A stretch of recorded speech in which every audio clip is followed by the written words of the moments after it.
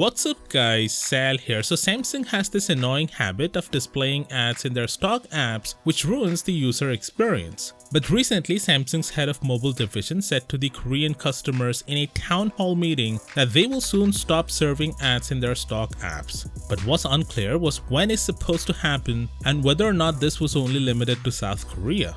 Well, Samsung confirms as of yesterday, October 1st, that the company has finally stopped serving ads to some of their stock apps including Samsung Pay, Samsung Health, Samsung Weather, and even the Galaxy theme store. And not just in South Korea, but all over the world. Hopefully, Samsung will also get rid of the ads in their other stock apps as well in the coming weeks. By the way, just in case if the ads are still live for you, then force stopping these apps seems to force the ads to be removed. Interestingly, Samsung isn't the only one to show ads in their apps. Apple does it too, but somehow Apple got a pass while Samsung was regularly ridiculed.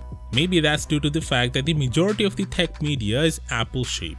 But either way, it's about time that Samsung has finally acknowledged that this was a problem that needed to be addressed. Of course, with that said, recently we learned that European Union has made it mandatory for every smartphone company, including Apple, to use USB-C standard for charging. And this doesn't just apply to phones, but to other devices as well, including tablets, headphones, portable speakers, video game consoles, and cameras. The new rules are intended to cut down on electronic waste by allowing people to reuse existing chargers and cables when they buy new electronics. Now, Apple has responded to this, disagreeing with the proposal with a statement, and I quote, "We remain concerned that strict regulation mandating just one type of connector stifles innovation rather than encouraging it, which in turn will harm consumers in Europe and around the world." The company has also previously objected to the proposals because it says they risk creating e-waste by forcing people to throw out their existing Lightning accessories if they are incompatible with the universal standard.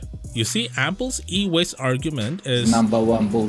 When you realize that they shipped the charger-less iPhones with a USB-C to Lightning cable, meaning all those old USB-A bricks people used to use were useless and they had to go buy a charger anyway if they wanted to use their new cable. Thus, Apple has already created a huge e-waste, so them saying this new law will create e-waste is just Apple being hypocrites. You see, the actual reason why Apple wants to switch to USB-C is that they like their cut from aftermarket accessories. I mean, if any third-party company is making accessories for iPhones or any of the Apple products, and if they are using Lightning connectors, then they have to pay royalties to Apple because Apple holds patents on Lightning connectors. Last year, Apple made nearly $5 billion with royalties, so you see why Lightning cable is so important to them. Switching to USB-C means they will lose a truckload of cash. Anyway, manufacturers will have 2 years to comply with this new mandate, which will become law in a few months.